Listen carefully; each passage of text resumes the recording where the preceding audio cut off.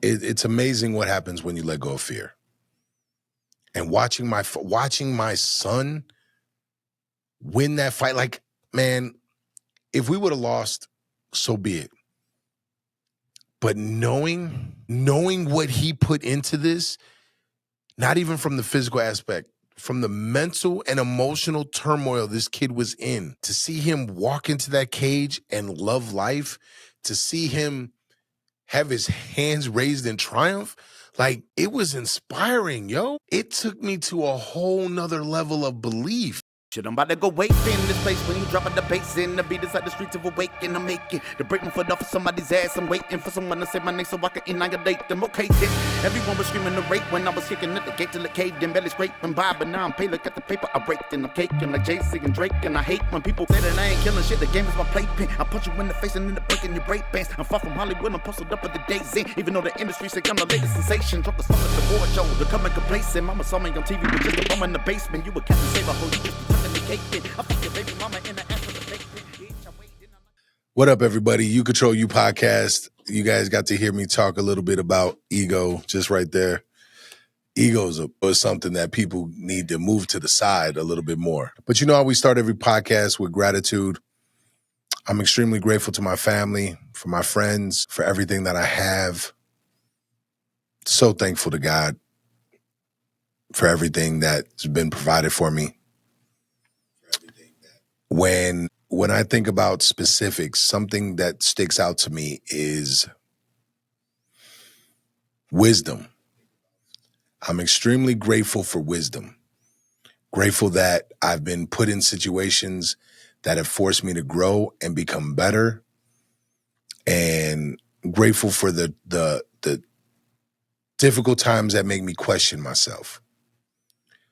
Which leads us to today's podcast, Afraid and Unstoppable. So I didn't go into details because I knew I would talk about it for a while if I started talking about this. But this past month, the past 30 days have been interesting because there's a lot moving behind the scenes for me as a coach. So I'm preparing. At the time, I was preparing basically 12 fighters all together to get ready to fight. All of them were going to do a Muay Thai tournament. 2 of them were going to do an MMA fight. And running camps together is an interesting thing. And trying to balance that out and work that out and figure out what is going to work and how is it going to work, making sure I'm putting all the pieces together. And then injuries started happening. We have a fighter that tore his shoulder a little bit, tore a rotator cuff, his labrum, actually, I believe it's called, and he's doing PT, possibly surgery. So he's out. Dealing with people getting sick. We had a few people get pneumonia, and that was going around. And so one of my MMA fighters had to pull out because he got fluid in his lung. And my other MMA fighter suffered a rib injury and really started getting into his head the last couple weeks. So we had this fight 2 weeks ago. And about 10 days before that, he was really questioning whether he should fight or not. And when a fighter starts questioning whether they should fight, it gets tricky as a coach because you motivate them, you want to push them, reassure them that they can do it. But you recognize these demons are starting to infiltrate his brain and talk to him. And he's starting to have a lot of fear and anxiety and going through all these doubts. On top of that, he's going against what on paper looked like what was going to be his toughest competition. A kid that moved here from Afghanistan that already had 40 to 50 competitions, combat karate, some MMA fights in Afghanistan, but because he didn't make any money or whatever the case is, his record says 0-0. So this kid has more experience than our fighter. And that's scary, right? And so we get to the week of the fight, and my fighter is like, I don't know if I could do this. Now, I'm not going to lie, it's a little bit different with him because he's also basically like my son. I call him my son. Him and my daughter have been together for about 6 or 7 years. They've lived together for the past 2 or 3 years. High school sweethearts. He's 22, she's 21. Like, this is my son. I've known him since he was 14. So I'm also thinking about how I can help him long-term overcome this fear. I know what his family life has been like. It's not always the best. So it's up to me, right? So I tell him, because he's worried about his ribs. And if anybody knows about fighting, a fighter that is really stressed and going through it mentally, it's harder for that fighter to cut weight. So I basically tell him, I'm like, look, go to urgent care, get an x-ray. Let's find out what's wrong with the rib. If it's cracked, we pull out, right? It's pointless. Pointless to fight. We're not going to risk that injury. If it's just bruised, we can push through that. He goes to urgent care. I tell him, I'm like, I'll pay for the bill. No big deal. Go. He goes to urgent care, finds out it's just a bruise. Instantly, that changes his mind a little bit. That's the week of, right? That's basically on Monday or Tuesday, the week of the fight. That's Sunday. The Sunday before that, he's really struggling and stressed out. Have a talk with him. He shed some tears, push him through it. We get to that Monday. It was Tuesday he went to urgent care. That Monday of fight week, he's just struggling. And I talk to him, and then I tell him, let's go upstairs in my gym, and I sit him down. And I'm talking to him about what, and he just starts crying. He's like, I don't know what's going on. I don't know why I can't fight through this. Like, I don't know if I should do this. And I talked to him about the book of Job. And I don't know why this popped in my head, but it did. And I talk about how in the book of Job, basically Job had a wife, a beautiful family, or like a beautiful life, basically. He was well off financially, had a nice home, and Satan and God made a bet. Satan said he's only got faith because of all the things he has. Basically, he has a good life. This is why he has faith. They make a bet if everything gets taken from him, right, his faith will shatter. And through it all, through losing everything, Job remained faithful to God. He believed that everything would be okay. That doesn't mean he didn't have doubts. It doesn't mean that there weren't moments, right? But overall, he had faith. And I told my fighter, I was like, look, kid, this to me is the universe trying you. This is God saying, do you have faith? Right? You have all these fears, and that's what they are. They're fears.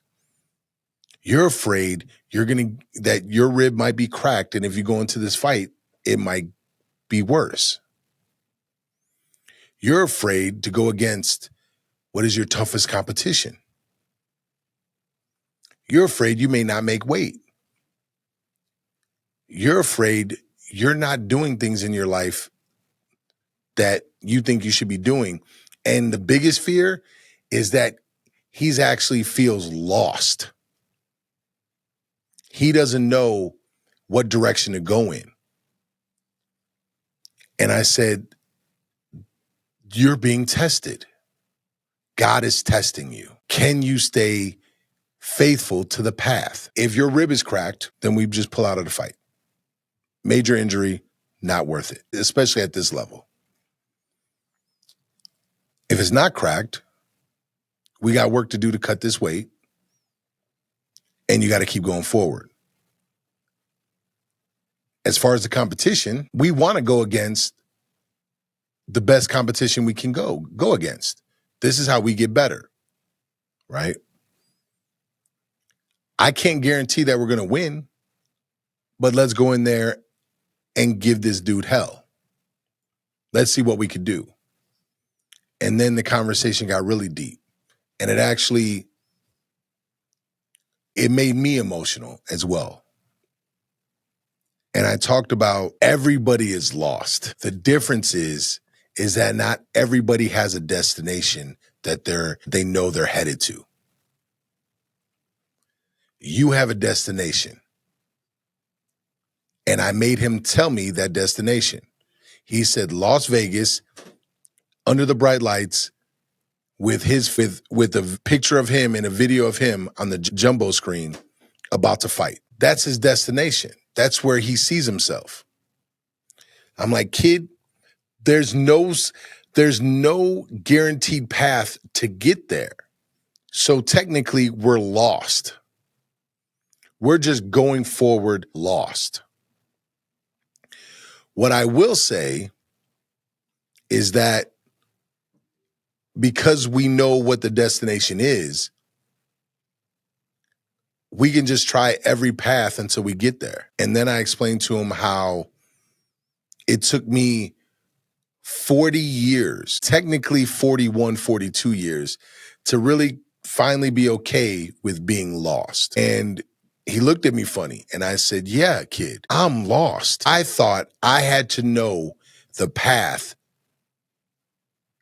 off the jump. And when I remember coming home and just saying I'm lost and being in tears about it and being crushed about it and thinking that I'm failing as a man, I'm failing as a husband, failing as a significant other, failing as a father. I thought I was failing because I didn't know how to get to where I see myself. I didn't know. I didn't know how to make my gym bigger. I didn't know how to be a better motivational speaker. I didn't know how to do the things that I could see me doing. I didn't know how to get there. And I would spend so much time focused on how to get there based on fear. I was afraid to actually just keep losing. I was afraid to take that shot sometimes. And I broke it down to him. I'm like, look, kid, I know where I want the gym to go. And I know where I want to go as a speaker. I know where I want to go as a husband. I know where I want to go as a father.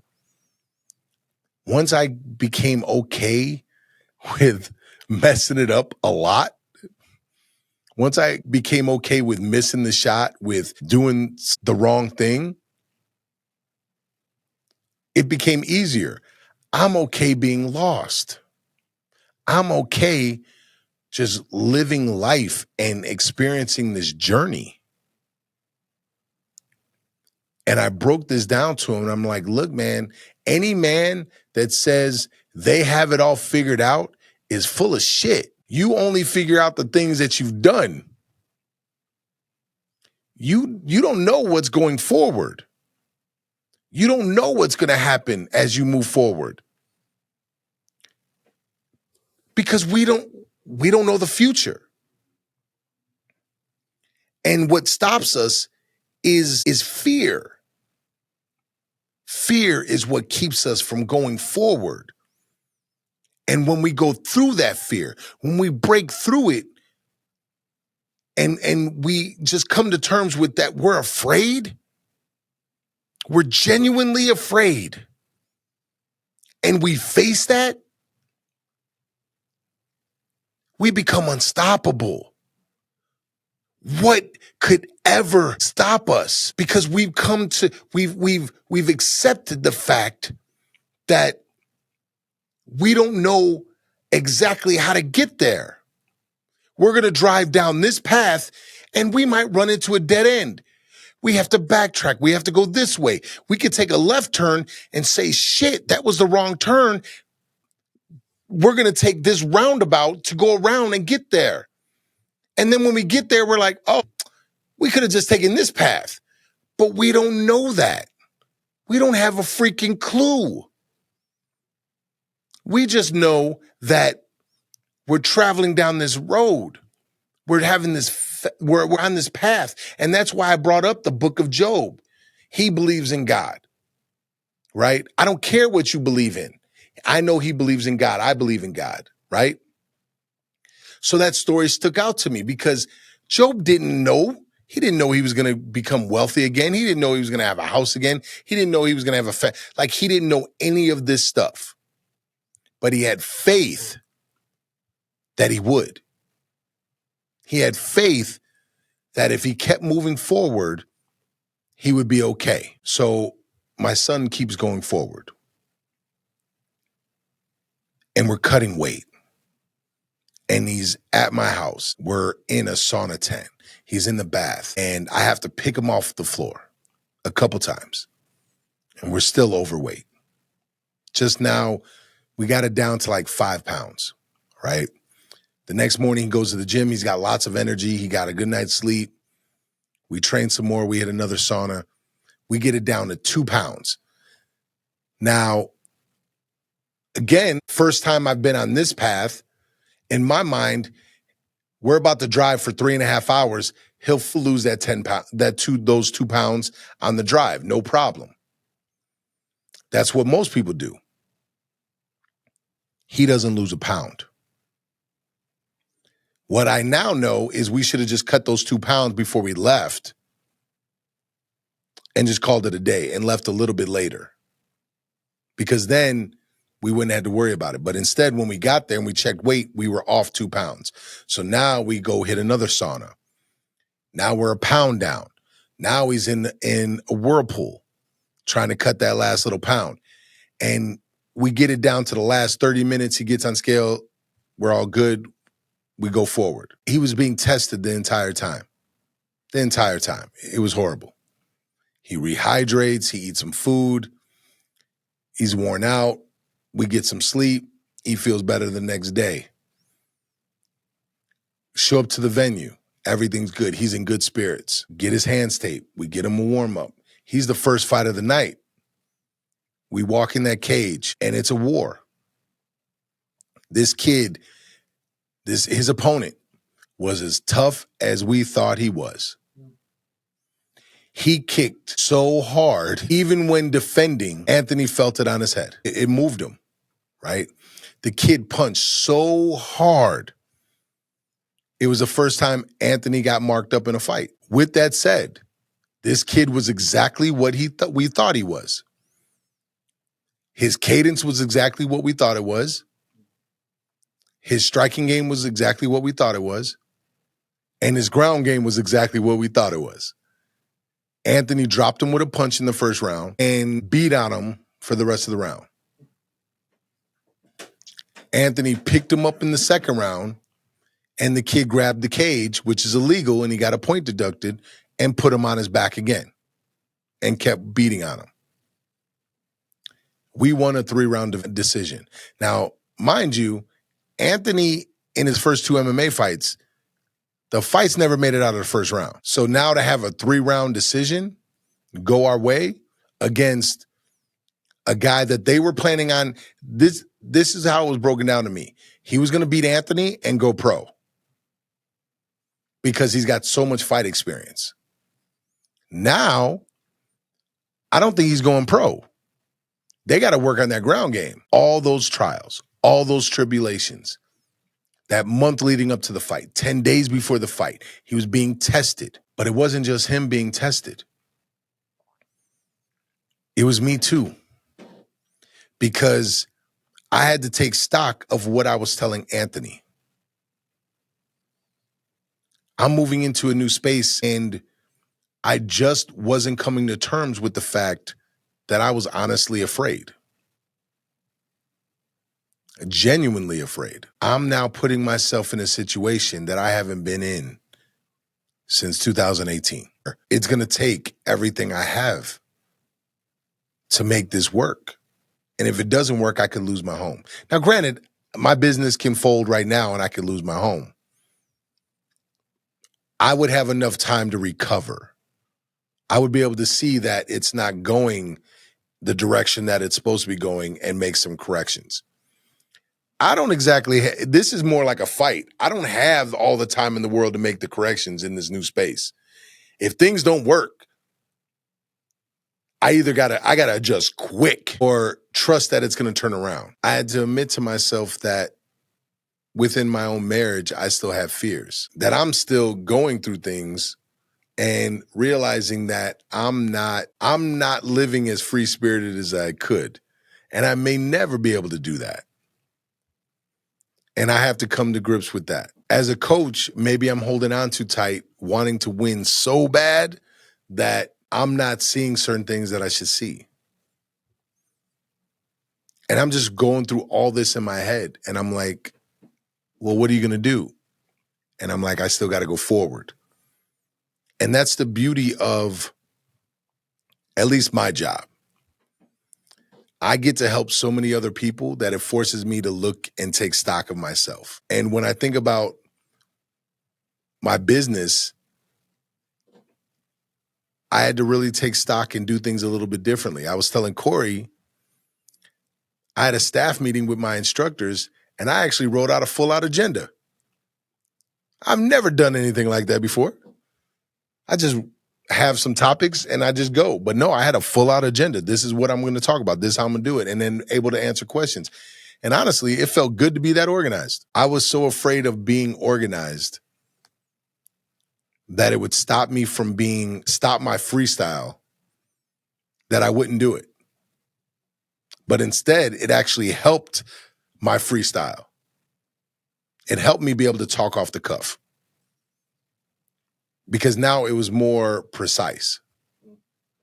And I'm like, wow, this is great. This is awesome. And the more organized I become as a coach, the more I'm realizing I can freestyle. Not only have I built an MMA curriculum, a Muay Thai curriculum, but now I'm putting together my own striking playbook. I'm like, man, this is really, first of all, I'm having fun because I'm kind of a nerd about this stuff. But all the things that I was afraid of doing has only made me better. And it's like, oh my goodness, just going through that fear has made me better. And I dare say unstoppable. It's been a crazy month, and I'm so blessed for these challenges. Were you about to say something, Corey? Yeah. I really had to come to terms with something. It's funny because Dexter mentioned it when I had him on the show. I just turned 45. To my son, that's old. To me, I got another 45 years. I got another 45 years to build something with all this knowledge. I got another 45 years to go beyond my fears. It makes me really stingy with my time. And it makes me, I'm not even going to lie, I've thought about walking away from something that I helped build because of that. I've been holding on to certain things strictly out of fear of moving forward and growing. Certain things that I'm doing in my life, like I'm really letting go of it. And I can't express to you how good it feels to let it go. And all I'm doing is letting go of the fear. And everything else is just shaving off. It's amazing what happens when you let go of fear. And watching my son win that fight, like, man, if we would have lost, so be it. But knowing what he put into this, not even from the physical aspect, from the mental and emotional turmoil this kid was in, to see him walk into that cage and love life, to see him have his hands raised in triumph, like, it was inspiring, yo. It took me to a whole nother level of belief. And afterwards, we go get food and we got friends and family and people that came up from the gym and, like, they're just celebrating with us and enjoying this time. And he starts talking to me and he starts crying, and I pull him to the side and I just look at him and I'm like, kid, I didn't do this. You did this. I now know the words I wish I would have told him is like, you inspire me. Like, his fear was telling him to stop. And he overcame that. At 22, I don't know if I would have had the balls to do that. I don't know if I would have had the ability to overcome that fear at 22. I'm still getting over the fear. I'm still working on the fear that I deserve to be successful at 22. And to watch this kid do it, amazing. Amazing. And people, if you think it's easy to chase your dreams down, your dreams aren't big. And to be able to overcome fear like that, I was truly inspired. And it let me know how important family really is. And family isn't always dictated by blood, and how close of a unit everyone is. And the funniest thing is that my biggest dream that I've wanted since I was a little kid, I have. I wanted to be the king of my own kingdom. I have 2 sons and a daughter. And it's going to sound funny, a wife and 2 other women that sometimes look to me as a leader. And it's all my responsibility. And for once, I truly believe that the crown was never heavy. It was the fear that laid all the weight on top of my head. The crown is just a crown. And it's only heavy if I allow the fear to dictate my responsibilities, to make it look like a burden. I'm blessed. I'm blessed to have this family. I'm blessed that they look to me as a leader. My wife looks at my dream and believes wholeheartedly in it. My ex-wife, when I was doing hip hop and even the start of the gym, believed in my dream wholeheartedly. I'm very blessed. I have 3 amazing kids who all look to me when they're down.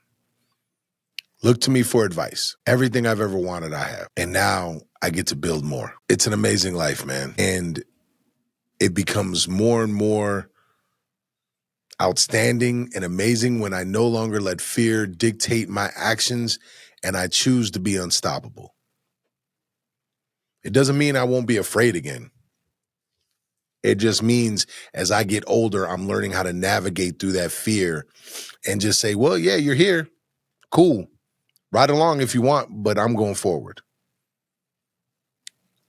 And that's a beautiful power right there. That's dope. Let me tell you, that's super dope. I don't know. 45 hits different, let me tell you. I've only been 40 for a little bit. It hits a little different. It almost feels like my eyes have opened. You know what? The fog is removed a little bit more. So I don't know if there's something actually that goes on with the brain, but I see a little clearer. Now we'll see if it sticks. Like, it's on me. It's fun though. It's definitely fun. I don't know. What you think, Corey? Jen, I don't think Jen's on here anymore, but she said very true. So, and I see Irish Brian gave a lot, so thank you. Yeah, I seen Hanging Lights. That's dope. Irish Brian is always super dope. Just remember, man, we're always going to have fear, and we're always going to be afraid. But go through that fear. It's blessings on the other side of it. And I can't wait for you guys to see the fight, man. It was such an epic fight. It was, man. That kid really kicked hard, man. He almost kicked Anthony's head off. And those punches, man, he had quick punches. And what was dope is that you could tell he's an experienced fighter because he'd be there and he'd look down and then kick to the head without even looking. He would do what we call a switch kick, where he goes from one stance to the next stance to throw a kick. And then he would do that same switch and kick straight up right down the middle to the face. I was like, man, this kid is like super dope. He was a fish out of water, though, when we took him down. He didn't know what to do there. Not exactly. And so Anthony was able to rough him up. And so that was good. They both got bloodied. Both went to war. And now we prepare for the next one in a couple weeks. We got 9 people, 10 people, something like that, fighting in a couple weeks. Some of them, they're going to have to go through 4 fights, 5 fights if they want to win that belt. That's insane. It'll be fun, and we'll see what we got. Exciting life, though. I love it. I love it. I love it. I love it. Man, I ain't got nothing else. What you think, Corey? Fear. Fear is interesting. You know what? It's funny how when you start facing the fear, you start letting more and more things go. That's the mind-blowing thing to me. Like, just the adjustments you make. And it makes you a little more disciplined. And I'm having fun with that. Also, let me just real quick, I don't even know if it's going to stay on the episode, but let me shout out Patrick. I did an interview with him. I'm shouting him out because my leg workouts are done. And we started this crazy upper body workout on Saturday. And it made me just remember me as a football player in high school. And I was losing my mind. And I'm looking at the next workout I got, and then a cardio workout, and then next Saturday's workout. I'm excited. I'm going to come in here like Incredible Hulk. Like, I like how these next 6-week workouts are going to go. Mainly because I could live with my arms and my chest being sore. I don't like my legs being beat up because it's already hard enough to walk with 3 knee surgeries and a bum foot. Anything extra sucks. So I'm appreciative of that. And that's a challenge, pushing myself this way, and I'm kind of enjoying it. So, yeah. But that's all I got for y'all today. It's a short episode. I'm trying to think. We're right about 50 episodes, man. This is because we got Sabrina. Yep. Pamela, that's 45 and 46. You put out the Corey this week? Yeah, that's 40. So that's actually 45, 46, 47. You got the canned one, though. 48. This one technically could be either 40. This one could, this can't be 50. Right, no, it can't be 50. So this is 49. Yeah. Oh, wee. 50. And what's crazy is that 50 doesn't even seem that crazy to me. I was starting to get hyped for 50. I'm like, wait a minute. I want 100. Yeah. I can't wait to see 100. I'm like, oh man. That's how I know I'm meant to just do something with my life, because I can't settle on what I have. Is like, dope. We accomplished 50.